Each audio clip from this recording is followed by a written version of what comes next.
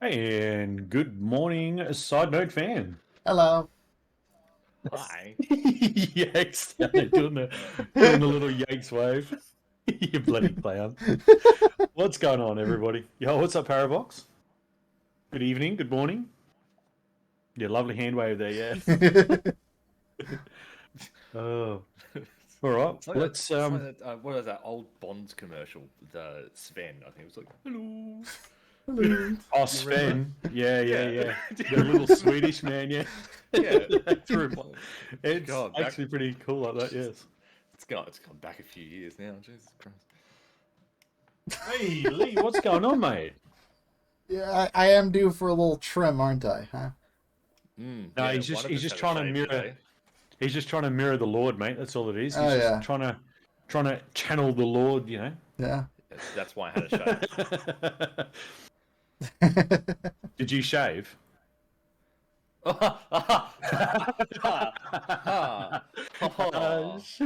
Oh, funny, It started funny rough. It man. started Yeah. rough. It's Uh, pick on speed day today. oh yeah, cat licked it off. Oh damn. Uh-huh. Uh-huh. Oh All damn. right, all right, all right. Unlucky for you, Speed. Chat's even against you today. Yeah, it's going to be a bad one for you, isn't it? Anyway, Anyway, oh God, what have I done? There we go. All right, we're just gonna What have you got for us, kick things Speed?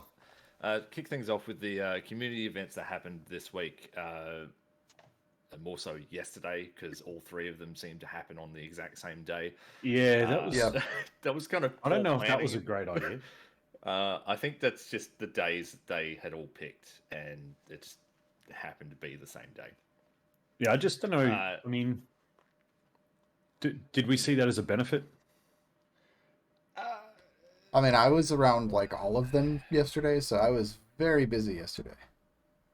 I mean, it's You were not a playing bad one of thing, them. but I was, yes. it's not a bad thing. But had they have been like spread out by either a day or a couple of days, like per event, I think it probably would have worked out a little bit better.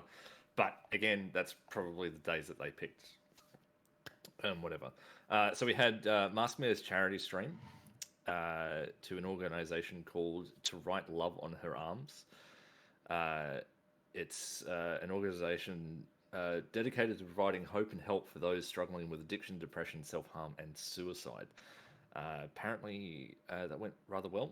I'm not too sure. I haven't followed up on that Is at there all. anything on I Twitter? was. Did he post anything on I, Twitter? I think he got. I think he raised like 475,000 of his like 1,000 goal. I think it was right around that number. I got to double check. He did post something on Twitter, but Okay. it was a very successful stream, and it was a fun Yeah, stream at that as well. I know they were having some difficulties prior to the event, Okay. but Update on that. Everybody came by, donated, shared, and liked JSO, which has us at $475 towards a 1K goal. I mean, it's not bad. Yeah, It's no, that's obviously great. better than nothing. It's a It's fair not effort, yeah. $1,000, but still, I mean, $475 is $475. Absolutely. Well, Um, that's money they didn't have before, so yeah, and I mean, they did a great effort playing like 9 different games, ranging from like old classics to newer games, and you know, props to that. Yeah. That's a pretty good effort. Uh, we also had Banjax with his second Goose Goose Glimesh event. Apparently, had a lot of fun with that. A lot of people joined in on Yes, that one as well. I was there as a participant on that one, and it was so much fun. I unfortunately was not able to make it due to work commitments. Thank you, work. it seems like that one would be better with more players in it, though. I mean, Yes, we, From what I saw, it had what do you have, like 7 players at one stage, and it was just really fast. most It of was the just stream we had was about 10, roughly 10 people, and yeah, almost we had people coming in and out, but it was yeah. a good mix. Yeah, Okay. it's sort of the style of game where you can have 10+ people, and it does work pretty well. Yeah. But yeah, Look forward to the third one of that. Hopefully, I can join the third one. And Yeah, I not might. at work I've that got. day. I Yeah. got the game. I just didn't Mm. get into the friggin' Yeah. into the stream because by the times I got up, it was already halfway done, and I had shit to do. And then I come back and it was all over, and I was like, Yeah. god damn it. All right. So we also had Sailing Lurch do a charity stream for the Trev Project. I have no idea how that went either. So I'm completely out of the loop with all of these charity events. So if you Yeah, I guys didn't get have to any- see that one. Yeah. No. I can only hope that it went well. The charity streams on Glimesh usually go pretty well. Yeah. And are received with open arms, so that's pretty good. Right, we're gonna jump into some. There are actually a couple other events coming up, which I'm not too sure about. I know Hopefully, we can hear about Blitzkrieg's. those really soon. I know Blitzkrieg's doing that new world launch when that launches tomorrow. Well, 28th. He's got that big event. He's giving away 2 copies of the game.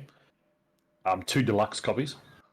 And he's got the Streamloots and all that kind of shit. So that's happening in the next 36 hours. So that'll be one to keep an eye on. Yeah. Your return, Lee. Yes, that should be a community event in itself. Yes. Absolutely. I'm sure we'll get every single no one there to turn up. There'll be other events coming up soon that we'll hear about. Yep. Also, if you've got an event and you'd like it to be featured on Glimesh, I did have a Socials and stuff. and I've completely lost where it was. Anyway, you're better off joining the Glimesh Discord, finding out where you can sign up to an event and do some good that way. But we're going to jump into some hardcore topics, which we didn't get to cover last week. First one being around moderator pay. Now, there's been a lot of debate around that lately over on the Building Glimesh Discord. The which? And moderator pay. So paying your moderators with a percentage of your subs, essentially, is the idea that's in place. A lot of people have been asking for it. I want to get your opinions on this. Okay. Before I state mine. So let me go back to, and this is something that a couple of my Mixer boys will actually remember. I was actually giving, I guess, payment in a way for my for my moderators on Mixer, and how I chose to do it wasn't so much giving them a cut of what I got. It was actually me giving them subs to people they wanted to sub to. So in turn, when I got my subs come to me, I'd give back to the community in that aspect by subbing, the whole gift sub for, say, Sanded Lady was a moderator, and so I'd gift a sub to her to who she chose on that particular time. And I had 3 other moderators that I used to do that with on the Mixer stuff. For paying moderators, I think that's got to come from the streamer. That's got nothing to do with Glimesh. That doesn't need to have anything to do with Glimesh. That doesn't need to have anything to do with Twitch or Trovo. It doesn't have anything to do with the platform. That's got to come from the individual. If that's what you want to do, by all means, go ahead and do it. But don't expect the site to cover your backside on that. Is my opinion. I think that falls into the same category as like YouTubers that hire editors for their videos. Mm-hmm. I think like if you want to pay someone to mod, then that's up to the streamer itself. I don't think that should be from the platform itself. I think that should be the streamer saying, hey, you're doing a good job modding my channel. Here's a little something extra for doing that for me. I don't think it should be like I see several problems with doing that. Like, first off, like, how many mods do you have? How many mods are you willing to pay? How much of your subs are you willing to sacrifice if you could do such a thing? Mm-hmm. It comes down to fairness. Like, is it going to be fair on you or your mods? Pay wise. How much are you giving away, and how much are they getting in return? To me, I guess Parabox just touched on that, and just jump in on you there, sorry, Speed. But I guess when it comes to, like Vox is just saying there, if you go to Glimesh and say, hey, I need a channel moderator, because I've got a lot of issues, I guess in that situation, I guess you could potentially say to Glimesh, hey, look, can you take half of what I get and give that to that person, because, doing that. But I think ultimately, if Speed, if you say, you've got Sai as a moderator, if you feel that he's worthy of a payment, I think that's got to come from you. You've got to say, hey, look, bud, here's 50% of my subs, and I think that's. I mean, to me, I don't think this should even be a discussion. It should not even be open. I mean, if people are that brain dead, they can't figure that out for themselves. I think there's a problem. I totally agree. I think that the streamer themselves has to pay their mods. Like, they choose their mods, right? Exactly. They choose to have 20 fucking mods, and they want to pay them. It's on them. If they've only got one mod and they want to pay them, it's still on them. The revenue that a streamer makes via the platform goes to the streamer. Yeah, it's a technical process. Essentially, we are the employee. Glimesh is the employer. They pay us, right? Well, it's like a franchise, isn't it? If you look at it like that, you don't split pays between people. Plus, on top of that, that creates a whole other tax problem, because your mod is then getting income, which then needs to be taxed. And like, you may be generous, and you may think, oh, I'll take 50% of my cut, and I'll give my one moderator 50%, the other 50%. That's fine. Thinking like that, that's fine. But then you think of tax. You could end up losing a good chunk of that. And you could also end up hurting the moderator too. Yeah. You could end up putting the moderator in a bad position on a tax situation too. Like, the moderator might get like $1 every God knows how long. Is that really how much you think of your moderators? Yeah, that's right. Like, I mean, really, if your moderator sits there, if you're doing a 12-hour stream and your moderator sits there for 12 hours, I mean, you can't then just say, "Oh, I didn't get any subs. You're not going to get paid." It's. If I was doing a 12-hour stream and I had a handful of moderators in the chat, and they were on it like the whole day, and I would be like, look, I'd be like, look, if you're local, I'd buy you beer. Like, that was top effort. Pretty much. But yeah, you'd compensate them somehow, but that would come out of my pocket. Right. Yeah, that's where I like the gifted subs idea. You say to the moderator, look, like Yakes is a moderator for me, and he says, I want to be sub to Speed next month. Yeah, right. Just go and gift a sub. Like, Yakes, there you go. There's a gifted sub to Speed. Now, it's $5, but it gives him the benefit of whatever you have on your sub package, I guess. It just gives him that access, and he's going to want to hang out in your stream more because that's a channel he wanted the sub for. So I think, the payment. I think payment as such, the wording payment is a big grey area. If you want to reward your moderators, I think that's better. If you want to reward them, that's fine. Yeah, but you've got to be careful how you do it. Rewarding mods, but when it comes to paying mods, especially from the revenue that you get from streaming, no, just absolutely not. Just don't even touch it. Just scrap the idea, throw it in the bin, fucking move away from it. I mean, at that point, you're probably best off just doing a donate to them, aren't you? Like, take your revenue once a month and work out what you want to give out, and then $10 PayPal. Yeah, do a donate. Yeah, exactly. Yeah, that's right. Yeah. Like, But I think we might see a bit of that with gifted subs. I think that's kind of one thing that is sort of hanging on a thread on that. I know for me, it's definitely hanging on a thread because I've got that situation where I can still maintain that with what is a concurrent part of my stream. And I don't know about you guys, but personally, I know I could still manage that. Yeah, but, I know a couple of people who are just hanging for for gift subs because that's just what they do. That's what they thrive on doing. Props to them. I couldn't do it. But but people like come into your stream and they want to gift out 10 subs in your stream. Like that's what they want to do. Because that's their way of supporting. Because they go, well, I could sub, but then everyone else in the chat's going to miss out on the benefit. So I want to bring everyone in. And I think you're going to see once we get that feature, I think you're going to see a lot more inclusive actions in the platform. You're going to see a lot of people gifting subs and you're just going to have that link up. So again, it's just going to open that up. But hopefully soon we get gifted subs or something along those lines, and then all that'll sort of fall into place. Yeah, for sure. But next topic is boosting streamers. I've seen this on the discourse.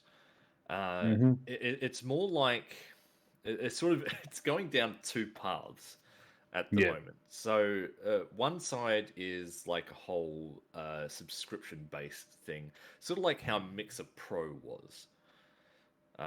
It was sort of like this added benefit to people who use that subscription. That breeds a problem.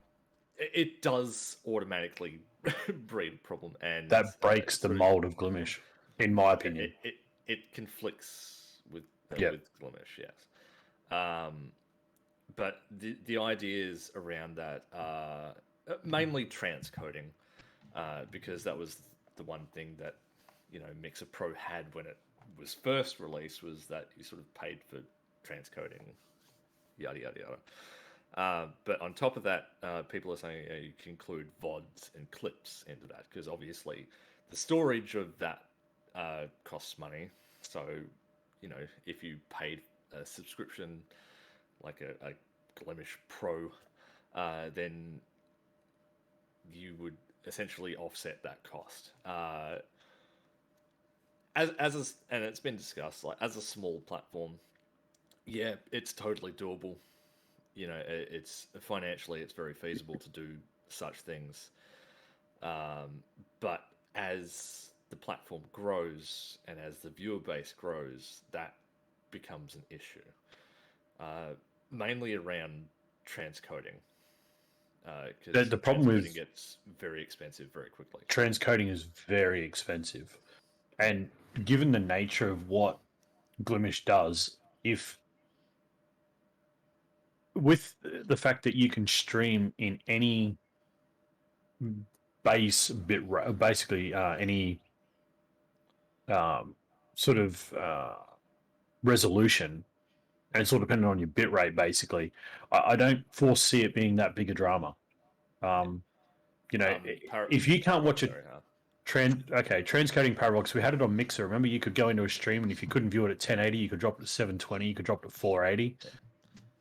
It's having it encodes on the fly. So if you're streaming at 1080, and you choose 480, it will transcode it to 480. Yeah. So the problem with that being is the era we're in now is if you can't watch 1080 on your mobile phone, you probably got something from the 1920s. Like, I mean, let's be honest.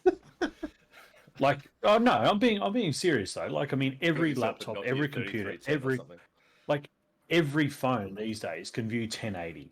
I mean, let's be fair. I mean, there are some spaces here where you just don't have the bandwidth for that. That's right. Yeah. Networks. I mean, look, yeah. That comes down to the mobile network. That doesn't come down to the mobile phone. Oh, no. That just comes down to the network. So, again, I don't think transcoding now is as important as it was back then. No.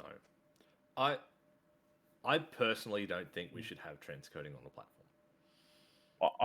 I'm not quite sure it's a benefit. I don't see it being a benefit. I'm not saying it should be like a like a radicalized movement where it's like, this is what we got, you either live with it or you don't. But I don't think we should have that option of transcoding. Because the bandwidth requirements for Glimesh are relatively low. I mean, they're pretty low. You know, a lot of people watch stuff on Twitch without any issues, but they also have transcoding and like money to blow. But the biggest thing I see with that, and it kind of breaks the Glimesh mold, is if you've only got certain people that can afford Glimesh Pro and they get the transcoding, you're then creating that segregation again in the way it works out. You know, everyone's then going, well, you know, look, I've gotten, you know, I can spend $50 a month and I can get all this bonus feature. And, you know, someone like Yates, who's like struggling to make, you know, whatever, he doesn't get that. So then he gets kind of washed away, you know, it kind of just drifts off, you know. And I think we create that segregation by allowing, and this is something I've seen from other things as well, but, you know, the whole, I want Twitch, but I don't want to be on Twitch. You know, it's kind of like, give me those features because I don't want to be there. And it's like, but why? Like, why do you, as we said before the pre-show, why would you leave a job that you didn't like, go to a new job and want to bring the old job with you? Like, there's a reason you left, you know. But like that's the mindset of a lot of people. They come from these platforms that have all of these features and all of that, and then go to a platform which very clearly, might add, says alpha at the top of the page, and expect it to have all of these things that were great on another platform. If they were great on another platform, but you're here, go back.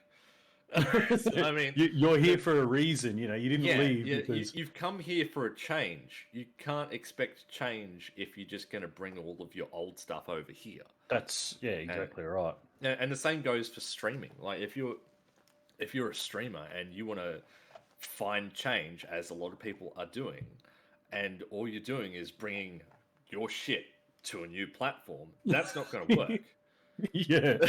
That's not going to work at all. You need to like rethink everything, reevaluate your situation, and just build from the ground up again. Like, it's the only way it's going to work. And look, Paco said this when we had Paco on the show, and anything that we do around Glimesh, or anything that gets done around Glimesh, has to have the Glimesh way. It has to meet the three fundamentals basically of inclusivity, discoverability, and transparency. Like that's what it has to encumber. And those features that people are nagging and pushing so hard to get over here break that mold. Like they're not inclusive, they're not transparent. It's not that way at all. Like I'm all for certain features.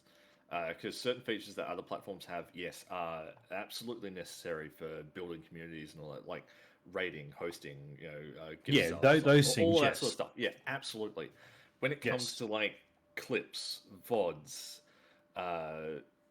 you're delving into an area that isn't necessary, or can we sort of get away with it? See, that's another thing. That's another thing that gets under my skin a lot. Is people saying, "Oh, we want clips, but we don't want to store it. We want the site to store them." Why? Why can't you make your own clips and put in your own fucking storage on your computer and make your own clips? Yeah, you can do it all on your own system. Yeah. Stop being lazy. I think right. So I don't have a problem with clips. I think clips are good because it does. It's like a brief snapshot of a crazy moment that happened on stream or whatnot. Yeah, and it's like a good advertising tool. But outside of that, it's just there, and it costs the company a lot of money to store that data. Yeah, it's storage, and if you've got say 100 people, unless people are willing to pay extra. That's right. I very much doubt they are. And what's the one thing you hear people don't want to do? They don't want to pay to stream. But you're wanting the company to store your clips, you're going to have to pay for that somewhere down the line. It's, like, we maybe that could be a Glimesh Pro feature. We live in a generation where people don't want to give, but want to get. Mm-hmm. They want to get all of this stuff with very little effort involved. No. Yates is very quiet on this subject. He's not timing in. It's kind of worrying me. He's sitting there looking like I'm just listening right now. As far as clips and VODs, like I can see the value in them because it's like, hey, like if I were to like go to a friend of mine and say, hey, check out Speed Demon and Lord, and it's like here's like a clip or small video I can show them, like this is what his content's like, and you can kind of spread the word within your community. So I definitely see value in clips and bots, like hands down. But obviously, like those got to be stored somewhere. So that's what it is. Like, and I don't think Glimesh is in a position right now where we can just go say, hey, we're going to store all this data for everybody at the moment. And I don't obviously, like, I don't speak for Glimesh when I'm saying that, but I don't know like what the situation is on that. But I think there's more important things to work on before we deal with storage space and stuff like that. That's just my opinion. I just think the sheer fact that we can do them ourselves, like you can literally anybody with a Stream Deck, anybody with a freaking keyboard. I'm recording this right now. It'll be on YouTube. You could go view it afterwards. If might take a couple of days, but who doesn't have a fucking keyboard? Like if you're on the PC, who doesn't have a keyboard? If you're streaming on Glimesh, who doesn't have a keyboard? Set a hotkey in the replay buffer to capture 20 seconds, 30 seconds, and it saves to your computer. Put them together, put them on YouTube, put them in your bloody, make the YouTube video, put it in your profile. There's Kaza put clips on TikTok. Have that snapshot, like TikTok. It's like you've got a freaking keyboard. It's in OBS. It's the software you use. Mm-hmm. Even Streamlabs OBS has the same feature. And one button press, and you've got a clip. It uses little to no extra resources. It doesn't use anything. Like, if you can stream on a potato PC, you could easily just have a replay buffer running in the background, and it's 100%. Not going to hurt it. Like I've looked at it. I've looked at the numbers, and it just bugger. But Kaza, with Xbox Game Bar, it's another thing that you've got to run. OBS is already running for your stream. It's already there, and it's a hotkey. Single press of S on the keyboard will snap 20 seconds, 30 seconds, however long you want it. Yeah. It's one key press. It's like, I don't understand why people are just so lazy that they just can't figure this shit out. Like, I think I've got my replay buffer set to 2 minutes or something. Like, but it's usually because I miss stuff if it's outside of 30 seconds. So I just went ham on it.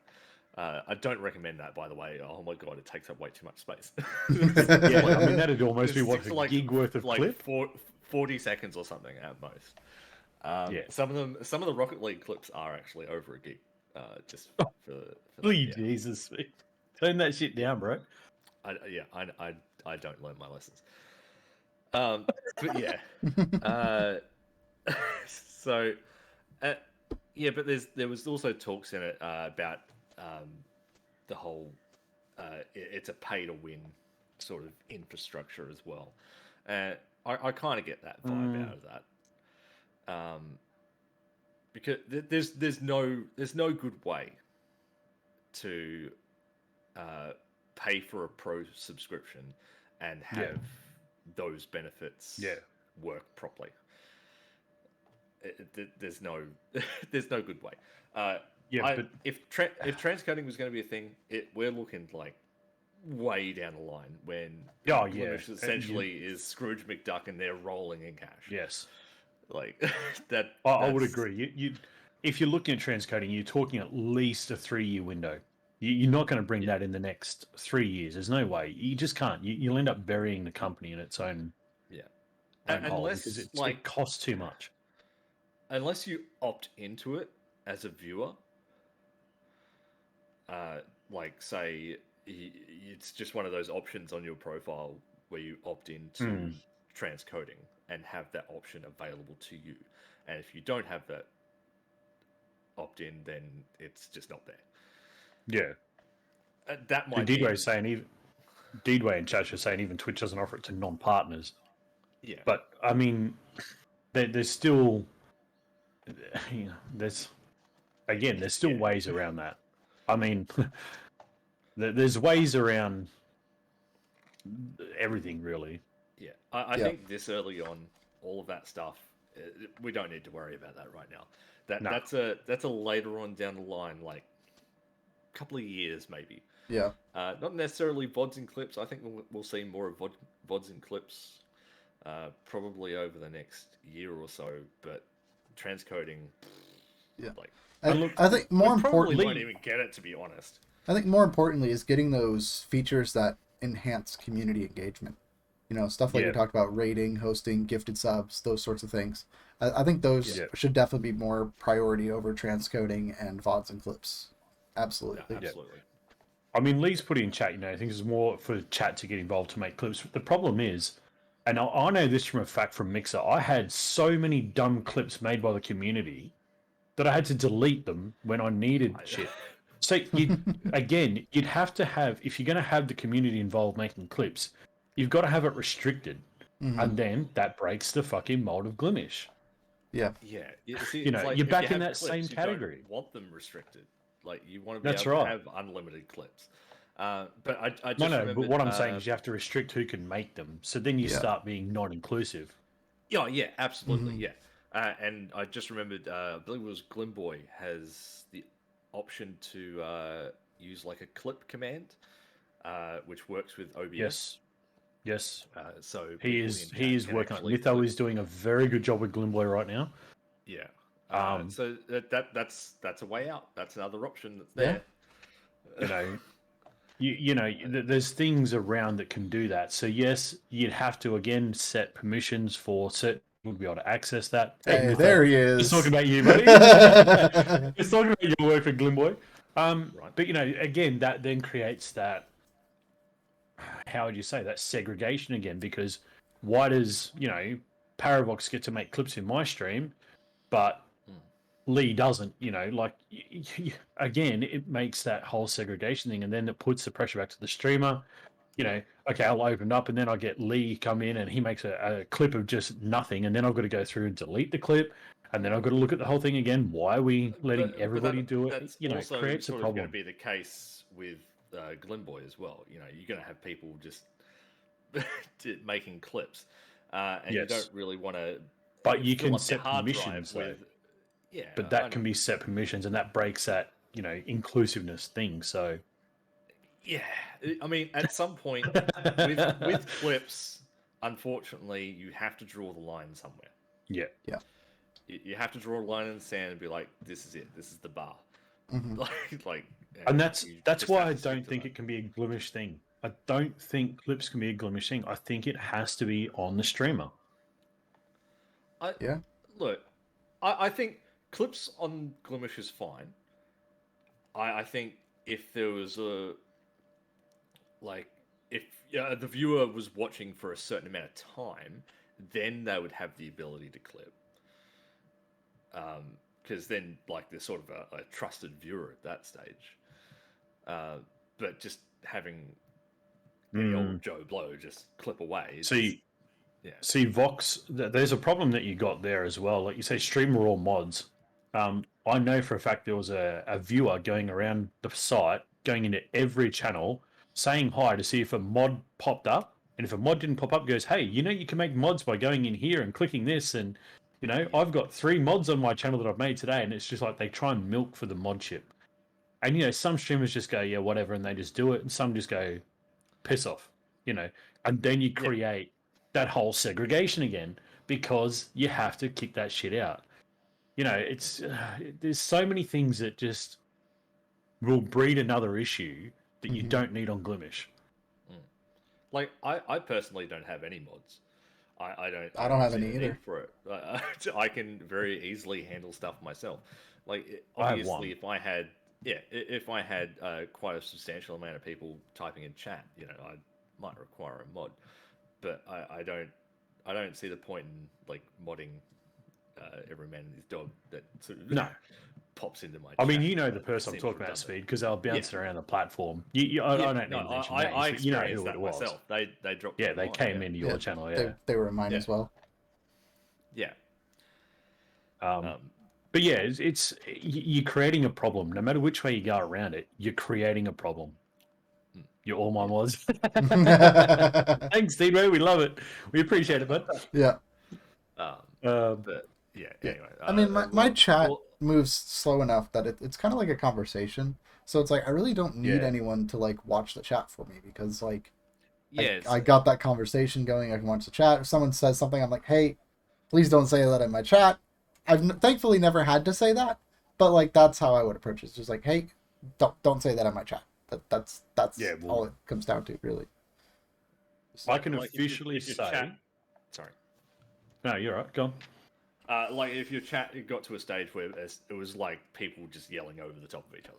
Yeah, then it's like, okay, someone come in here and mod this for me. But okay, so I'm just going to touch on Vox's comment. Can't you do it where you have a set amount of concurring viewers before requiring a mod? That then breaks the inclusivity because you know I had Lady as a mod before I even had a viewer. Yeah, you know. To Lee's point, it is hard when you're racing. It's one of those situations where you.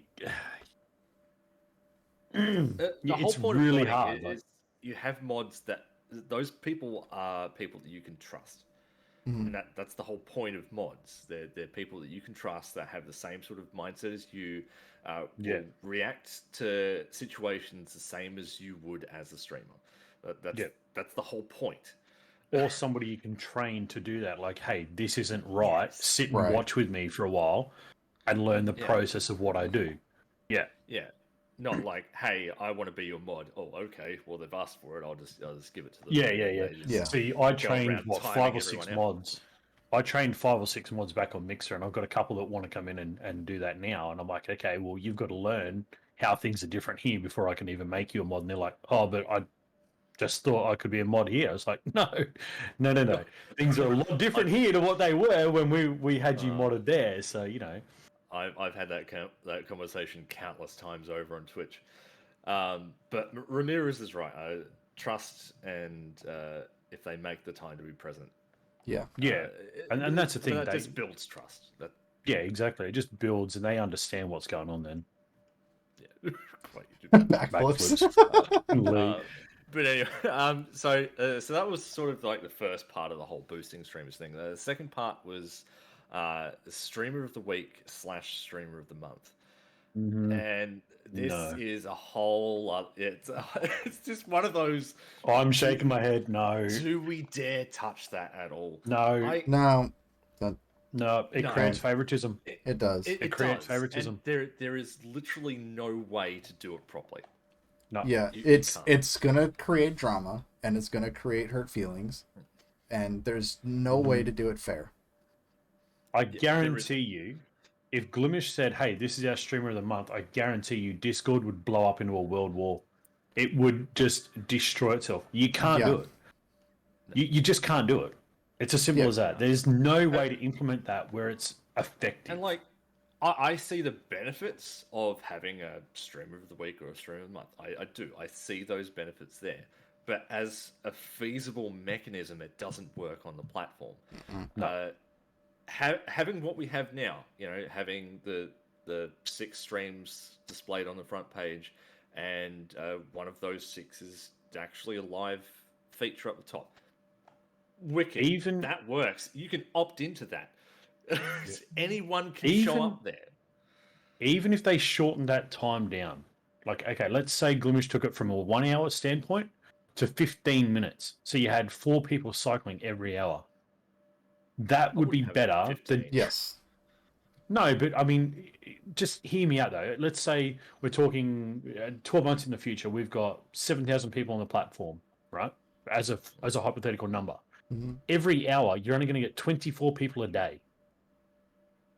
Now, that means tomorrow, when everyone else is offline, I come back on, I could get featured again the next day.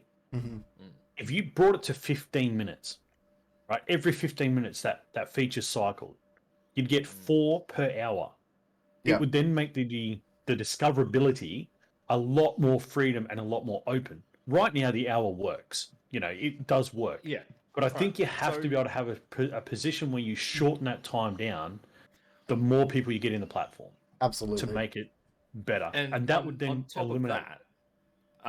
would it be best to implement some sort of algorithm where the same person doesn't get featured within a certain number of days or something?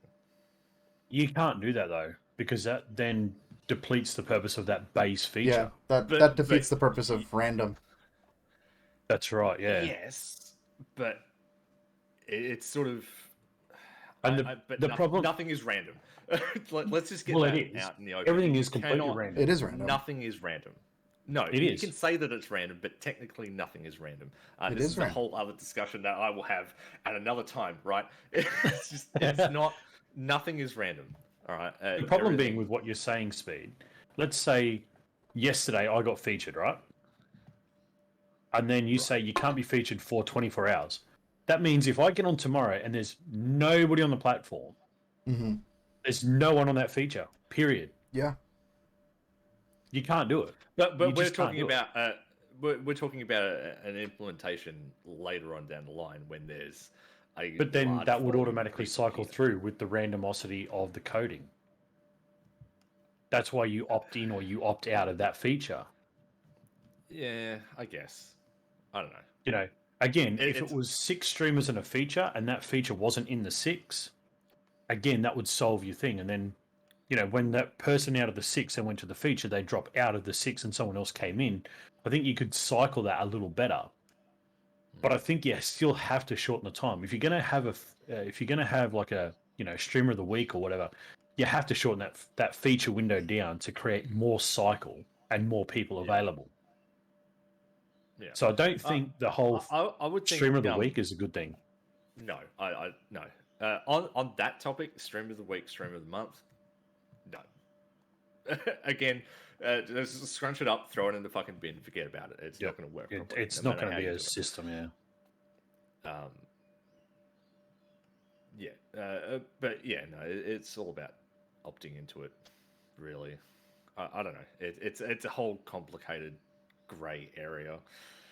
That's just it. It's a feature works really well at the moment, but that feature has to be adjusted as growth happens. I mean, it's as simple as that. If it was, say, a 20-minute turnaround, I think that would work all right. I still think 15 minutes is a good window because it means it's constantly cycling. But let's say that they didn't restrict it to the 6 that are on the main page. Let's say they upped that number, right?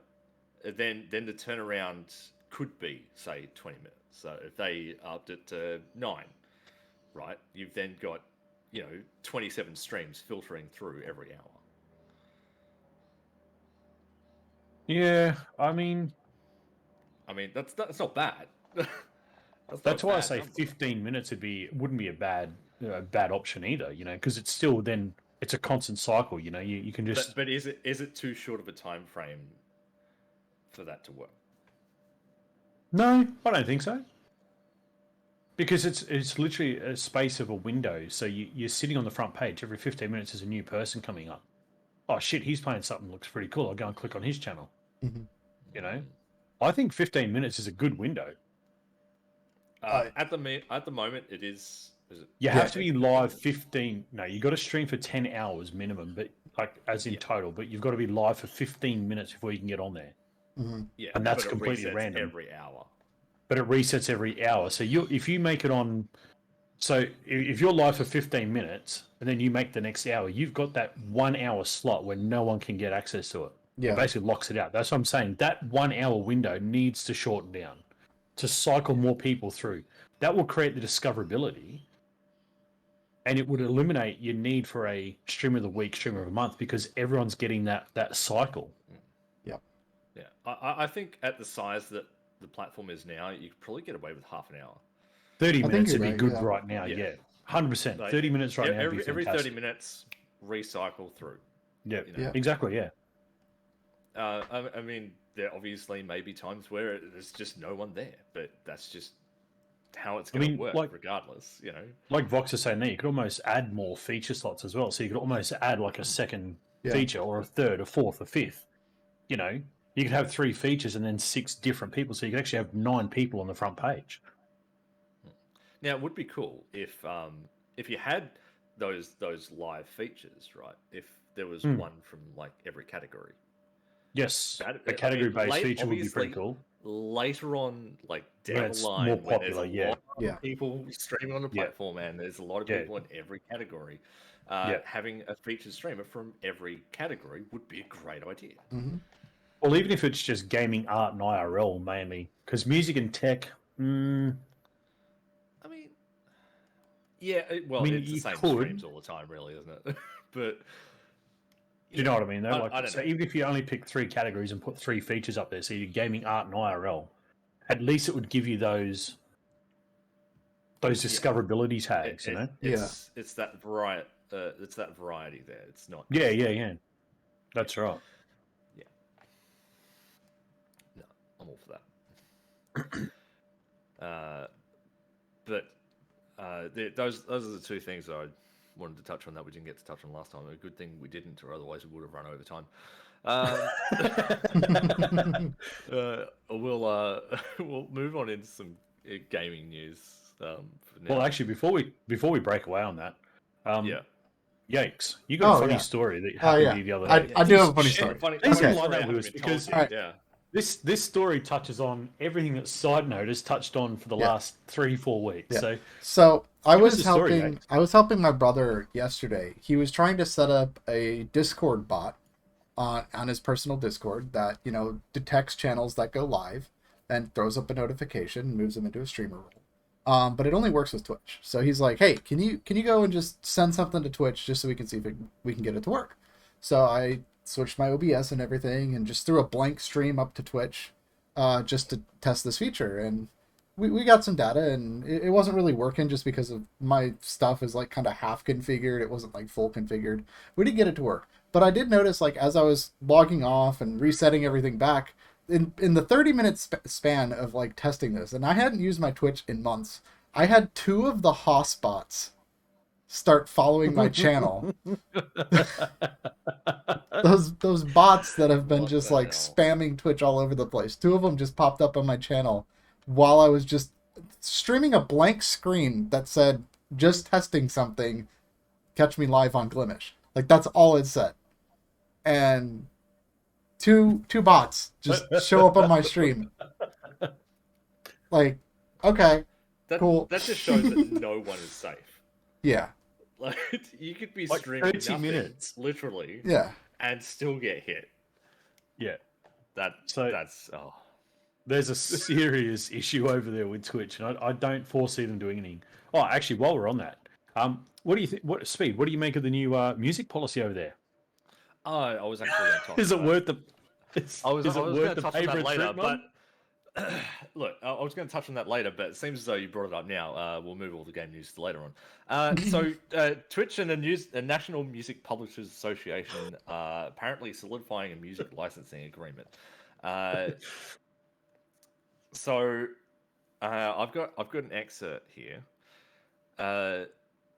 So it could implement a new reporting process that music publishers can use to flag songs being used without a license in someone's stream. The idea is to address when creators inadvertently or incidentally use music in their streams.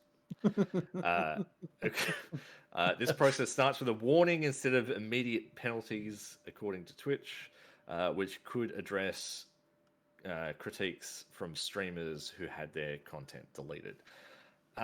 So it's a good thing. Like, if they can solidify that deal, it is a good thing. But, and this is a big one, the problem is that it's up to the publishers to opt into this solution. So basically, the new system doesn't change nothing about the DMCA rulings. Nope. You're still going to get screwed. No, you can you can still get a DMCA strike. You can have your content deleted, content muted. You fucking name it. Like, everything that's happening now can definitely happen. After this agreement has been put in place, because the agreement, if it passes, will be opt-in via publishers. So they won't do it. And a lot of them will not do it because money. That's right. So this whole deal that Twitch is striking is not worth the paper it's written on. No. It's just sad. Look, in theory, the process works.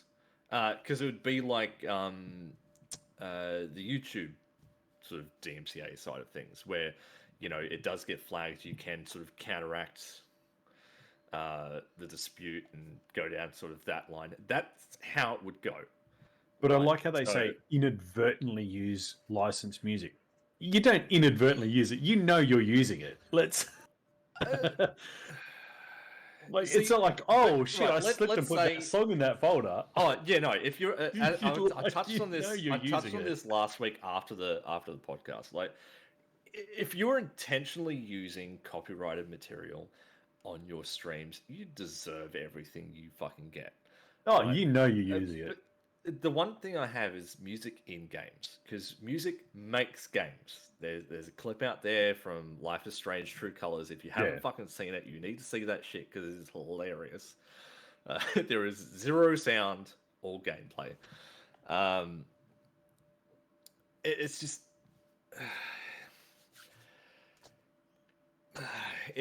right. So you could get flagged for your stuff on Twitch, which is fine. It comes up as a warning, this content here, this song, yada yada yada.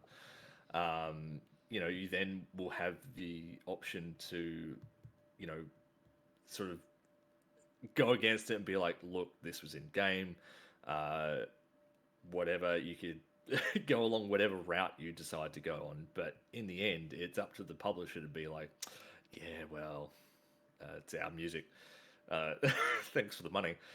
We're gonna take your content down. So regardless, it just to answer Ramirez's question there. What if you're streaming IRL or background music makes on your stream?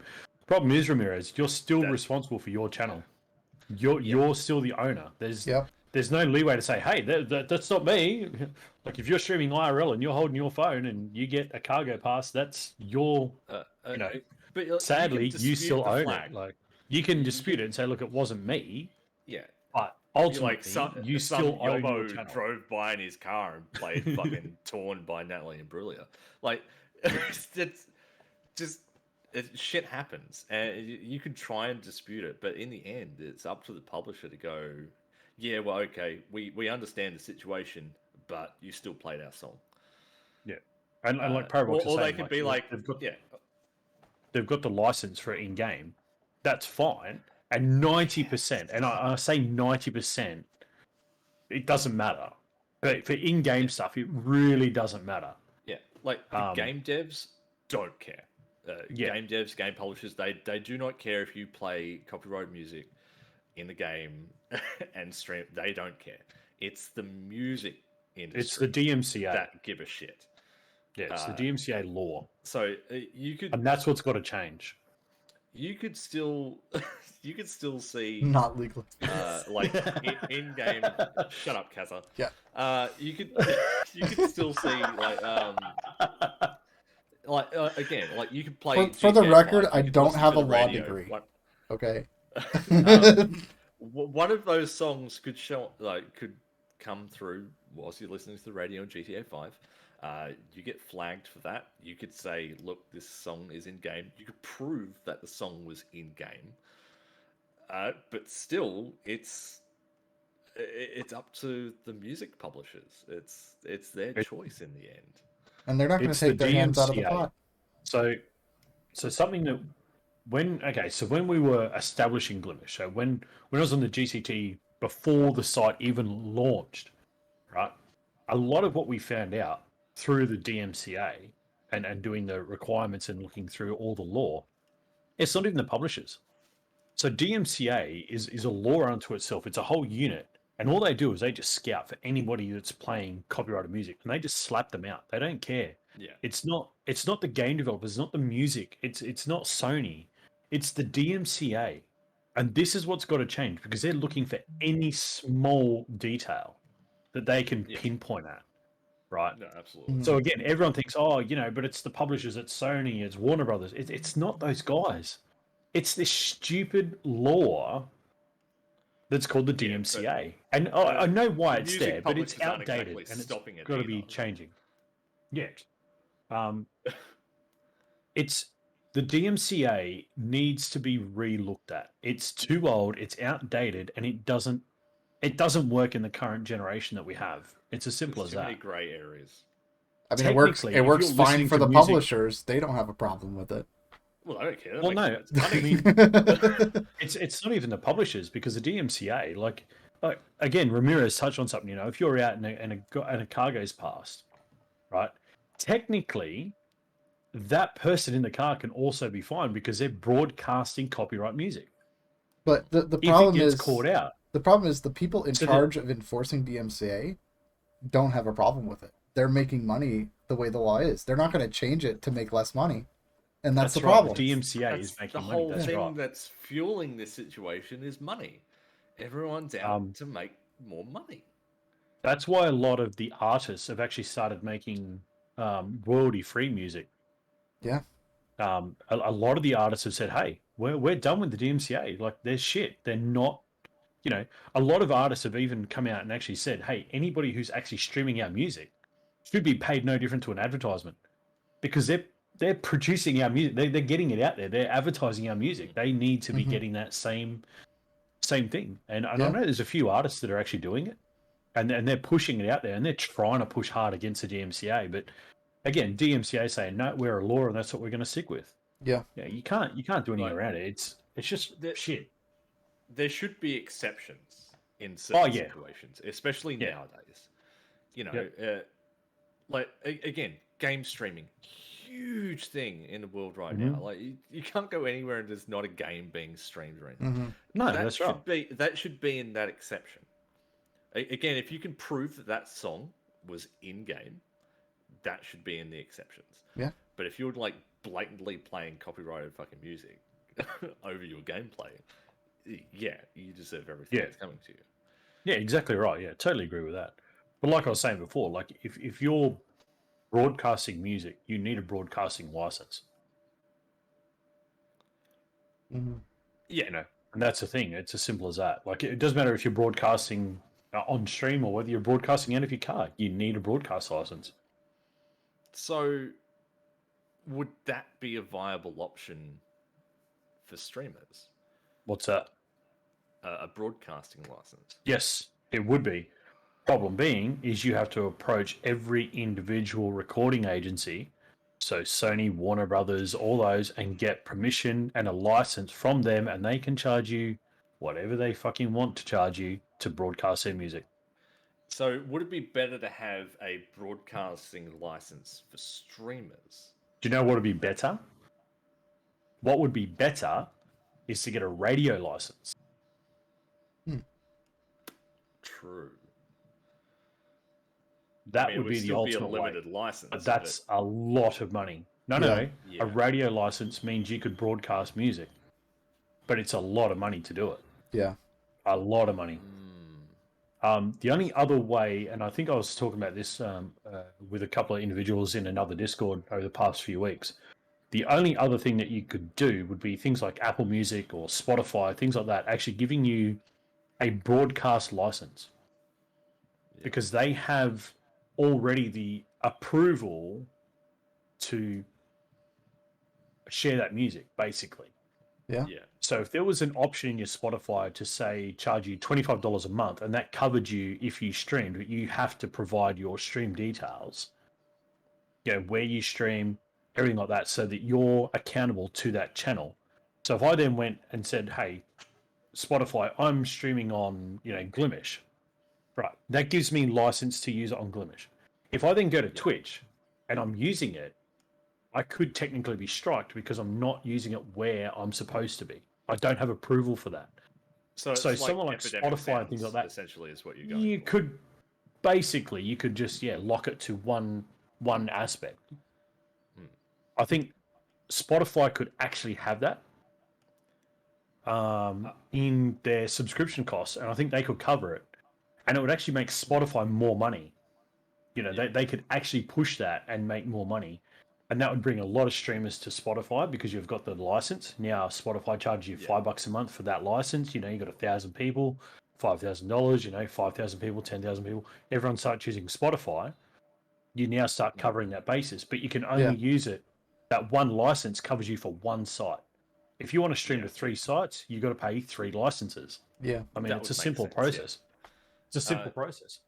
I from a music standpoint, like if you're just playing music in Spotify, yeah, absolutely. I think that's a grand idea. I would happily pay, whatever extra a month just to sort of play whatever I want to play on stream. Like that would be absolutely awesome because then I could play some really cool like songs from like 20 years ago and not get hit by it. Right. Yeah. But I think there needs to be a specialized sort of licensing agreement around streaming games. There has to be, yeah. There has to be because it's getting hit too hard now. I mean, you can't stream or record a game without there being any sort of music or background ambient noise that's going to be hit by a DMCA strike now. So there's got to be something in place for that. There has to be. Yeah, there has to be. Yeah. Because I think someone personally like don't Spotify want to would live be in the fear. Yeah. I don't want to stream a game and be like, oh, do I need to reduce the volume? Do I need to turn that music off? Are those background ambient sounds going to get picked up? And what am I going to do? There's also another consideration. Sit down, play the game, fucking enjoy it. There's also another consideration to think about with music and in general. There's things to think about with copyright in general. Is copyrights only last for so long? Yeah. Yeah. They only last. I think it's a 10-year. I think it's 10 years. But music royalties last a lot longer than that. Yeah. Well, no, because they're still under copyright law. They're still only under copyright law. They register the copyright for a period of time. Are totally different. They still register copyright for a period of time. They can't make it infinite. They have to have it there as a lock. I know. But regardless, it's whether they renew it or not. There needs to be a solution for game play via streams or via YouTube or whatever. There has to be a plan in place for that. Otherwise, and again, I say the simplest thing is Spotify. Spotify to put in a license. It's just going to collapse. I mean, that's the most simple thing, and they're one of the biggest ones in the world anyway. So they could have the power to do so. Yeah. But anyway, that's we'll see how all of that pans out. Legal stuff gives me a headache. Yeah. Oh, it's already discussing. They're already working on things in the back scenes, but yeah. Yeah. Whether it works or not, we'll just have to wait and see how all that turns out. Translates. It's a good discussion, though. But anyway. Yeah. So, game news. For anyone who's a Ride fan, Ride 4 first-person footage has been released. And I must say, it looks absolutely gorgeous. It's almost photorealistic. So if you haven't seen that footage, be sure to go and check it out. It's sort of like a testament to next-gen technology, really. It doesn't look like an overly demanding game, but Parabox. Box. It's a very pretty game. On that, a lot of the Ride games have actually looked very, very smart. Yeah. I will give it to them this time, though. It looks... They've definitely upped the game a lot, yes. They have upped the ante on that. Yeah. Microsoft, this is a leaker saying this, a known leaker that has a pretty high success rate with correct information. Microsoft apparently is working on 2 new Minecraft games. Mm-hmm. Whatever they are, God knows. But it's not Minecraft 2. That's never going to happen. Probably another spin-off like Minecraft Dungeons. Possibly, yeah. Will it be like a proper mobile game though? Not like there's stupid shit that happened last time. There's things like a RPG they're talking about. So like a Minecraft RPG element, so like a Diablo, like a type thing. So, because potentially there's one that I have heard of. there was that Minecraft story mode. Yeah, but that was very linear. That was like, hey, walk up to this chest, grab that, walk to this one. It was They're so talking about more shit. of It was so shit that talking they about- put it on Netflix. yeah, they're talking more like a like like the open world RPG style thing in that aspect is what I had heard of, and then the second one that people have been sort of bouncing around is the like another dungeon style version. Okay, so right, so Yeah, open like the world MMO RPG, just yeah. with Minecraft. Yes. It's basically it's just Minecraft with more direction.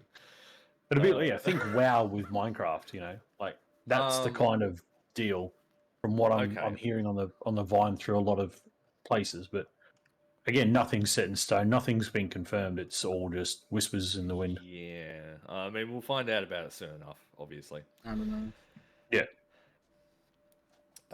In other news, Steam will soon shut down the ability to roll back to older versions of games.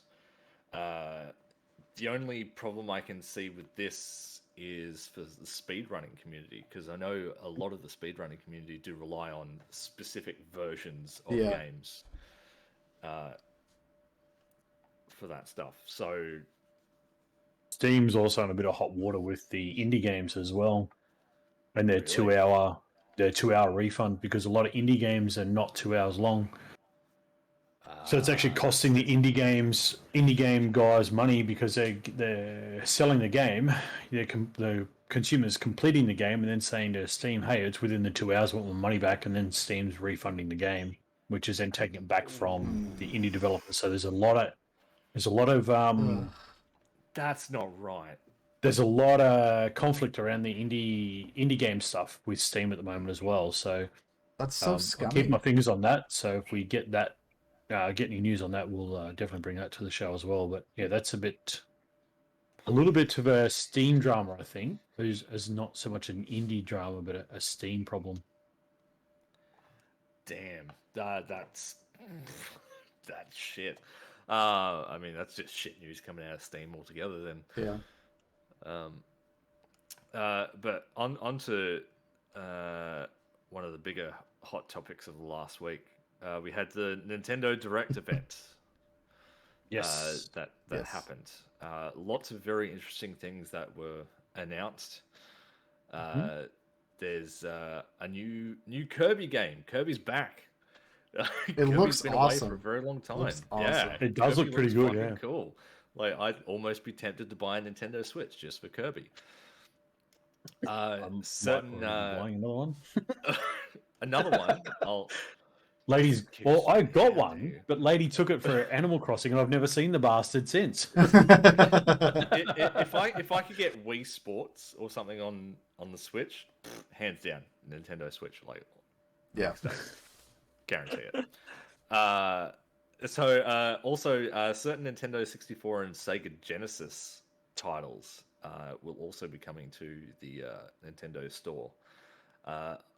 Along with brand new old generation controllers that's completely wireless. So that's pretty cool. You can get a Sega Genesis wireless controller and a Nintendo 64. And a controller designed for 3 hands. I just got a text message from Lady. I just got a text message from Lady who's out looking after Bubs at the moment. She goes, I heard that. Guess who's in this shit when she gets home? Not me. Not me. There was also an Animal Crossing update as well. Yes, there's one coming out in November. Yes. Which actually brings in the third door to the museum, which has actually been something very called for by the community. And also bringing in the cafe, I believe it is.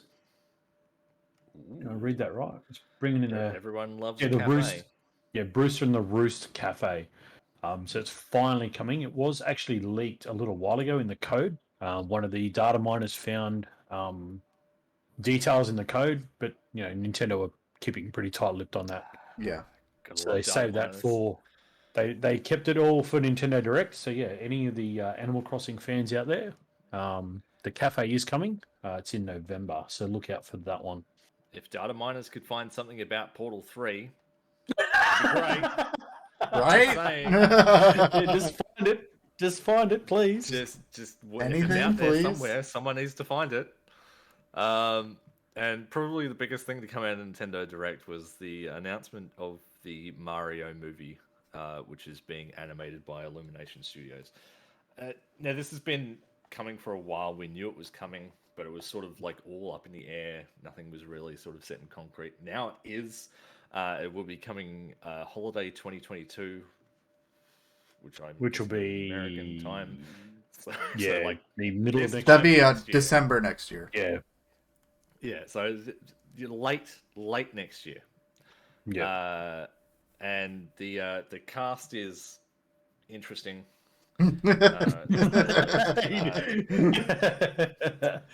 So as Mario, we've got Chris Pratt. Luigi is Charlie Day. Princess Peach is Anya Taylor-Joy. Bowser is Jack Black. Donkey Kong is Seth Rogen. Toad is Keegan-Michael Kay. Cranky Kong is Fred Armisen.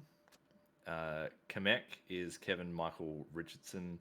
And Spike is Sebastian Maniscalco, I believe. There's so many problems with that list. No, but there is. Like, they're all like big names, and I guess that's what they. I just have a hard time picturing Charlie Day as Luigi, but I feel like it could be awesome. But no, they're just voicing Luigi. There's a difference. Being them, they're voicing. Yeah, the voice acting. Yeah. That's all they're doing. They're just voicing. No, I know. I'm talking about like Charlie Day has that like very specific voice that like I know like what Luigi's voice is and Charlie Day's voice, and I don't see the connection at all. It's like Seth Rogen. Seth Rogen just has that, doped out sort of voice, and look, unless they're going to do a whole Vin Diesel Groot thing where have you seen Vin Diesel do those lines? Yeah. He's standing in front of the mic saying "I am Groot," and then like it's just him. It's Vin Diesel, and you're like, why did they choose him to do those voice lines? So that they can say Vin Diesel's in the movie. But it's so the best thing's going to be just out to of see character. Just wait until it comes out. We're going to get snippets out. Look, there's going to be leaks and shit. and, it's going to come out.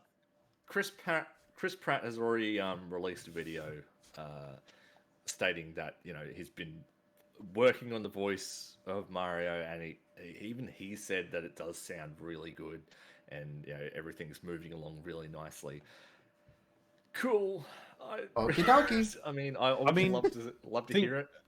With the amount of voice changes and shit they've got now, I mean, I don't foresee it being too bad a concept. Yeah. It's just you don't want the voice changes to take main control of it. But I'm kind of bummed because you've got this guy who's voiced Mario since day one. For every video game. And then a movie comes along and it's like, well, we're not going to use him. We're going to use this other guy who's really popular at the moment.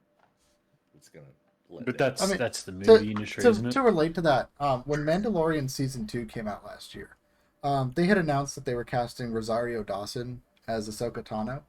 And everyone was just like, well, why don't you just have Ashley Eckstein do it? Because she's been voicing the animated version of Ahsoka for years. And it was like a big uproar. But then like when the show came out, like Rosario did like a fantastic job with the character. And it was awesome. So there's potential that the same sort of thing could happen. But yeah. I mean, well, Nintendo does have a more direct input into this movie than they did in the last one. And if you don't know about the last one, it was Super Mario Brothers, released back in 1993. I am very aware of the 1990s Super Mario Brothers movie. Had the late great Bob Hoskins and John Leguizamo in it. It was interesting, to say the least. It was sort of like a dingy city setting where Yoshi was actually a real dinosaur. And don't get me started on the Goombas. The only decent thing to come out of that movie were the bob-ombs. They were actually that made sense. The bob-ombs made sense. Everything else made no sense. Actually, Nintendo obviously didn't have any involvement in that movie. When I was in high school, I found the Mario Brothers movie at like the $5 bargain bin at Walmart and bought like copies of it and gave it to every single one of my friends. I'm just like, here you go. See, like, what are you talking about when you're in high school? You're still in high school. Yeah, no. You work in school. No, nobody wanted it. Nobody wanted that movie. And it's just like, here you go. Look, when I was a kid, I used to rent it on VHS. I actually enjoyed watching the movie as a kid, mainly because I liked John Leguizamo and Bob Hoskins. But looking at that movie now that I'm older and lived through the Mario franchise, it's a little bit longer. It's a hot fucking mess. It is. Here's the hindsight. Hindsight's 2020. I think animated will be so much better. I think so. It definitely has a lot more potential to run in line with actual canon. Yes. Rather than a Mario that doesn't like jumping. I guess for me, and something like that, I just hope it doesn't turn into the whole fucking Space Jam 2 type scenario where it just becomes a ruination of... No, but it just becomes a ruining of the original, you know? Just I mean, you can't really ruin the original Mario Brothers movie any more than it already is ruined. No, but you can have your traditionalists that see Mario as in this is the a redemption game. That's what they're going to expect, right? You know, I mean, you get that with every aspect time you make a video game movie. It's like that. Yeah, and look at Mortal Kombat. I mean, that was that was another boiling mess. That was still a fun movie. That was so bad. The original Mortal Kombat movies. For the time that they were released, they were not bad. For the time that they were released, they weren't bad. No, I was expecting a lot more from this reboot. Yeah, way more than it gave. I went in. Really didn't deliver. I saw that movie. I expected it to be like really bad, and I just sat there cackling, enjoying the whole time I was watching the movie. It was great. But that's it. It's now just. So you expected it to be bad, and you weren't disappointed. I know. Well, like I went in with like no expectations. It was like, I'm just gonna sit here. They're gonna throw in as many Mortal Kombat references as they can. The plot's not gonna make any sense, and that's just gonna be a fun, gory time. And that's exactly what it was. That's the problem that games have moving over to the movie franchise. It can be done, and it can be done well. But they choose, for whatever fucking goddamn reason, is to go for live action. Mm-hmm. Stop doing that. I will say, one that actually worked for me was the Warcraft movie. I actually really liked that movie. That one worked really well. Actually really well done. That was actually very well done. They did. Right. And it didn't make enough money to get a sequel. There was a Mortal Kombat game that had a full cinematic sequence in it, and it was good. It was good CGI, and it was like really well done. Why couldn't they take that and make that a movie? That would be more believable, because then you've got actual characters. You can do whatever you like with the physics, because it doesn't matter. And you know what the characters look like. Everything's the same. You just got to get voice actors for it. That would work for a Mortal Kombat movie. Why can't we do that? And why do we choose to go for these live action movies and just ruin everything? Money. Yes. Well, yeah. It's probably cheaper to make the movie live action than it is to go CGI. Full CGI. Anyway. Yeah. But I mean, you've got to draw the line somewhere. You've got a franchise to look after. It's like if they made an Overwatch movie, right? and they decided to make that live action, I guarantee it would be just as shit as the new Mortal Kombat movie. Yeah, it'd be bad. Like characters are iconic. We have this image of them in our head, and when they look different, we're like, it's like, well, no, I don't like it. Don't like that. But yeah. So there's actually something else shared in the planning speed that you put in there that I think is actually really big fucking news right now. China. China and crypto. Yes. That is some huge news. That it's just another blow to the cryptocurrency scene at the moment. So China had originally banned Bitcoin, a couple of months ago now, as the currency in the country, and that obviously hit Bitcoin quite hard, and it dipped. It slowly started to come back up, but now it's back down again, because China has now deemed all cryptocurrencies illegal. Yep. That is now law. All cryptocurrencies are now illegal. They said that it disrupts the financial system and promotes money laundering.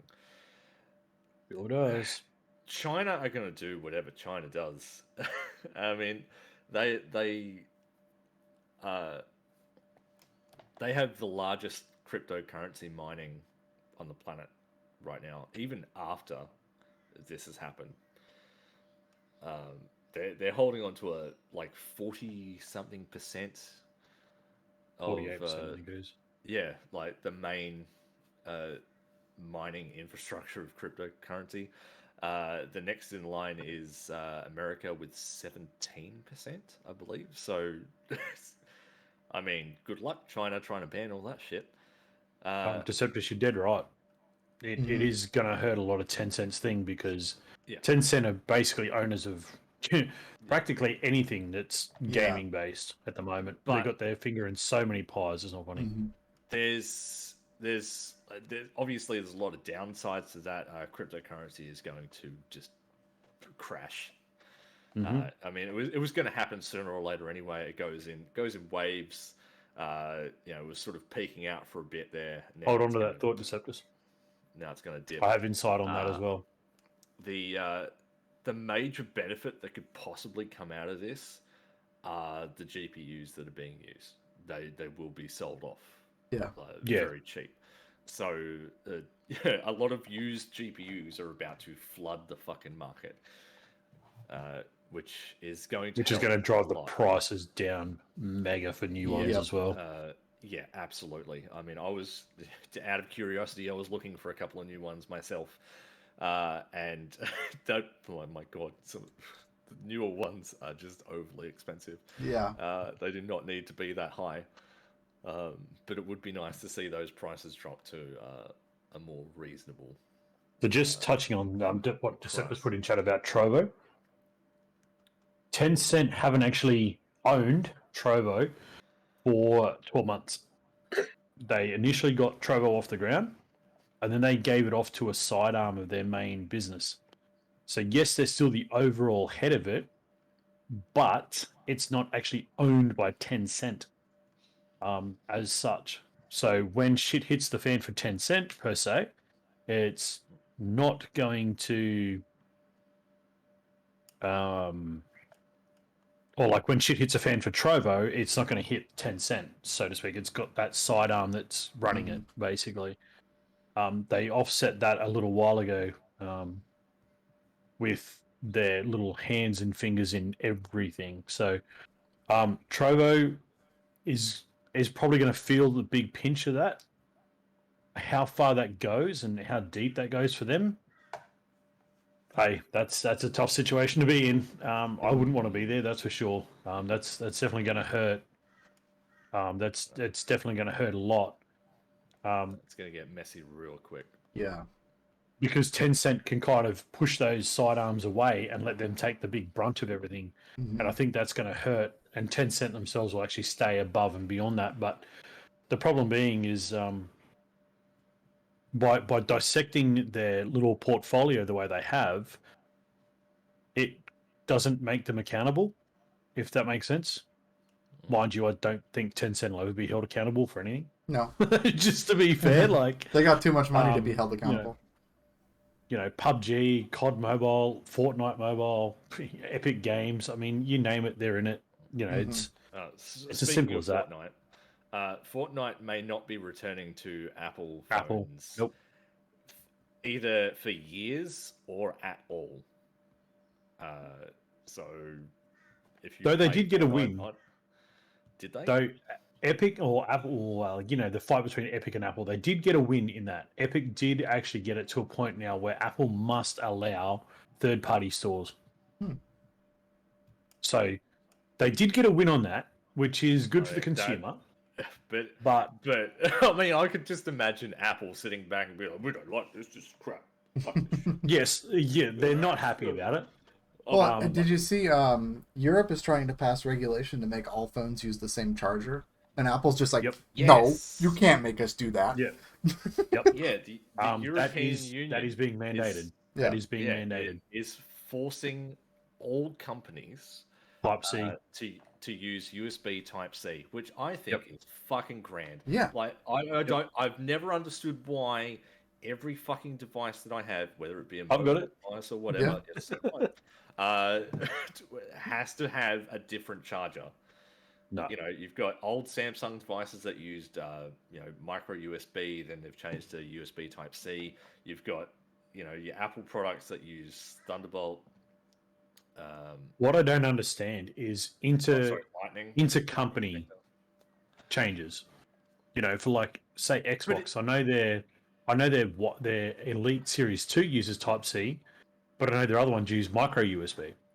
So again, it would be good to have a standard across all things of just using a Type-C connector. I understand that certain devices obviously don't have the room for USB Type-C, hence like micro USB is a viable option, but micro USB is just as viable as USB Type-C right now. Everyone's got a fucking cable lying around somewhere for micro. But let's be honest. If you can put a Type-C in a mobile phone, you can put it into an Xbox controller, you can put it into a PlayStation controller, you can put it into a freaking hard drive, you can put it into a keyboard, you can put it anywhere. There's no... It's not space. It's not that much what more I think space is they're trying to use up stock. Nah. It's actually probably less, I think, isn't it? No, it's about the same size between the micro and the USB-C. Okay, same size on the circuit board. There you go. Yeah. Pretty close to it, yeah. I mean, it's essentially because Apple's jumping up and down saying this isn't fair, we're not going to do this. From an Apple standpoint, they're all just about money. They have been about money for a very long time.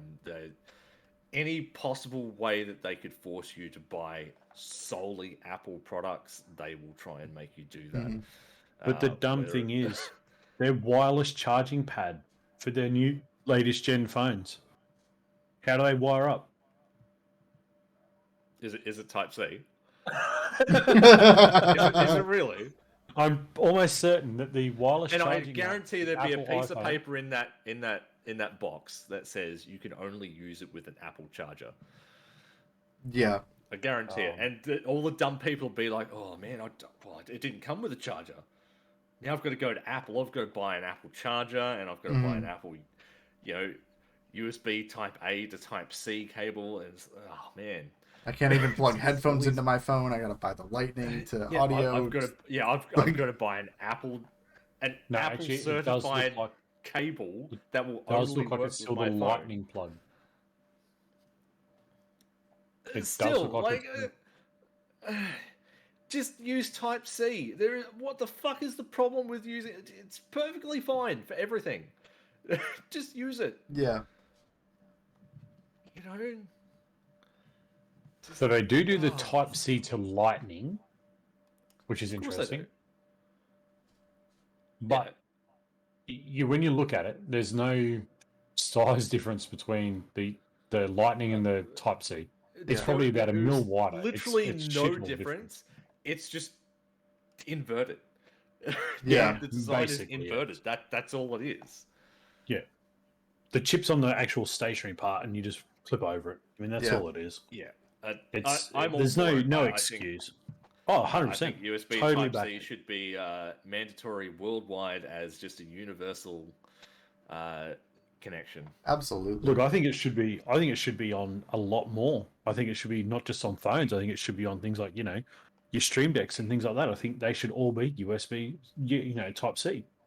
It just makes sense. Newest Stream Deck. Stream Deck is the new one is the brand new one is. Yeah. But my microphone is micro USB. Again, why can't that be Type C? Yeah. Probably because it came out prior to Type C. Yes. I mean, my microphone is USB Type A, but Ew. yeah, I've got the. Oh, but where's it plug into your microphone though? on the back. Or does it not?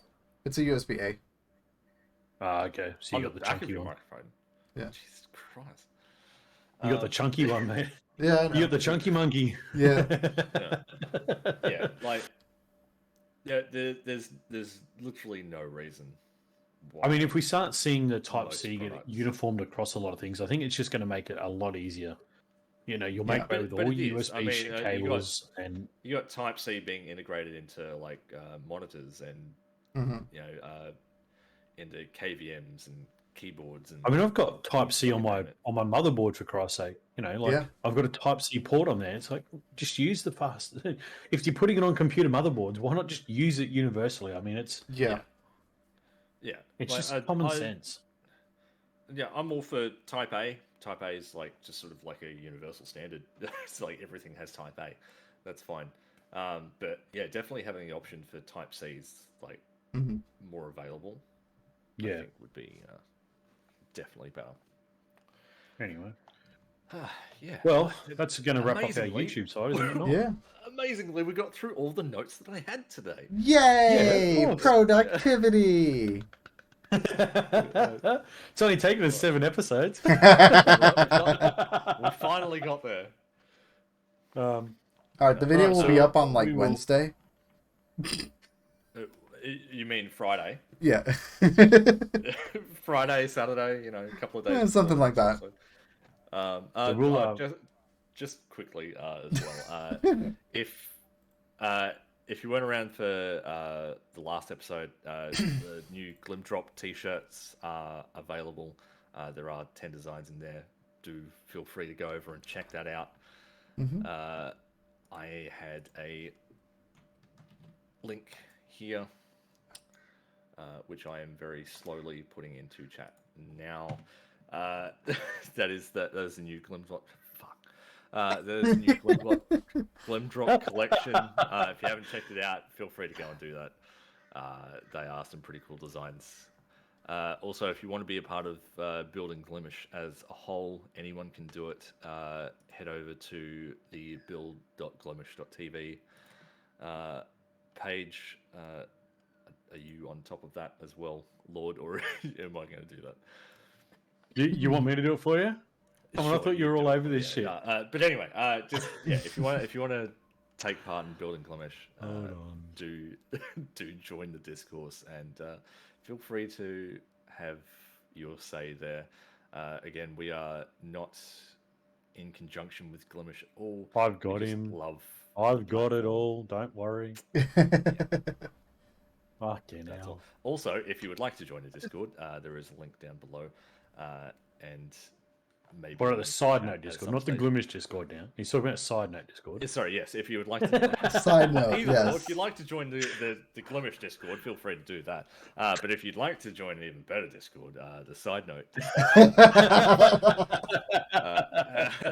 have your say about future podcasts and topics of conversation, special guests, all that sort of jazz. Do feel free to do that as well. Anyway, right. Well, thank you, YouTube. Yep. Again, thanks for tuning in. We will probably catch you guys next week. Be safe for the week out, and we'll see you soon. Yep. Bye.